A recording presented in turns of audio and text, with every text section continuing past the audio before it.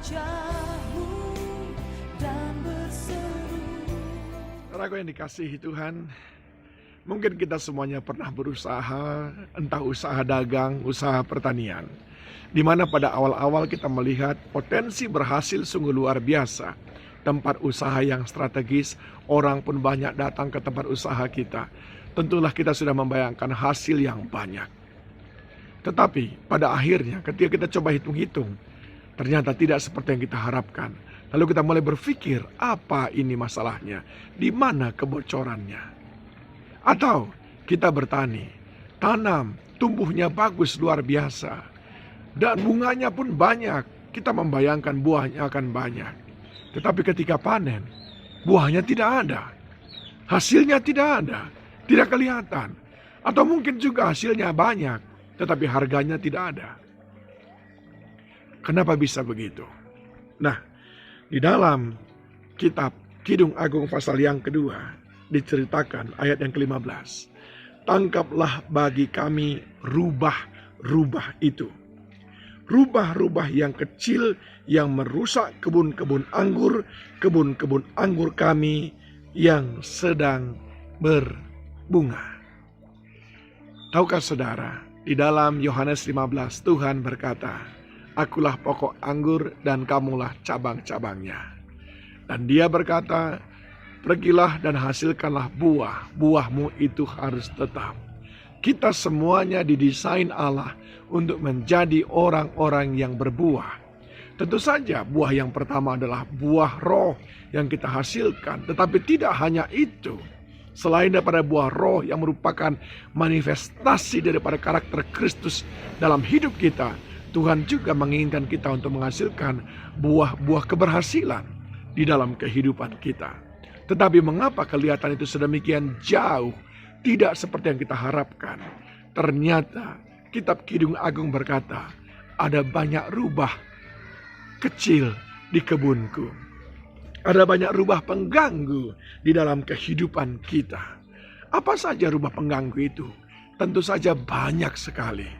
Dan rubah itu binatang kecil yang merusak tanaman. Dan saudara tahu, di dalam ayat yang ke-15 bagian B dia berkata, yang dirusak itu adalah kebun-kebun anggur kami yang sedang berbunga. Artinya ada potensi yang sudah ada di sana untuk menjadi hasil, tetapi tidak pernah sampai kepada hasil. Ditanam, tumbuh, bagus, tapi hasil tidak punya. Hasil tidak ada. Dibuka toko, dibuat semuanya bagus, tetapi hasilnya tidak ada. Kecewa yang ada. Kenapa? Ada banyak rubah di sana.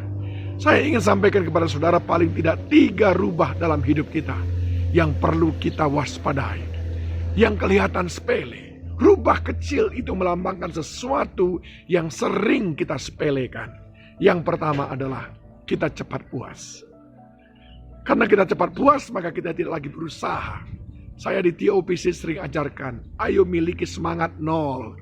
Jangan cepat puas. Jangan karena baru panen, lalu mulai berleha-leha, 2, 3, 4, 5 hari, akhirnya keterusan sampai 1 minggu, lalu menjadi malas. Jangan cepat puas. Yang kedua adalah, kita lupa berterima kasih kepada orang-orang yang berjasa dalam hidup kita, yang membuat kita bisa berusaha. Kita sering sekali lupa menyampaikan penghargaan. Kita lupa kalau kita pernah ditolong orang. Kita anggap itu sepele. Jangan saudaraku, jangan lupakan orang-orang yang berjasa dalam hidup saudara. Kalau saudara melupakannya, itu seperti rubah-rubah kecil yang merusak potensi hasil saudara. Dan yang ketiga adalah tidak tepat janji. Kita sering tidak tepat janji.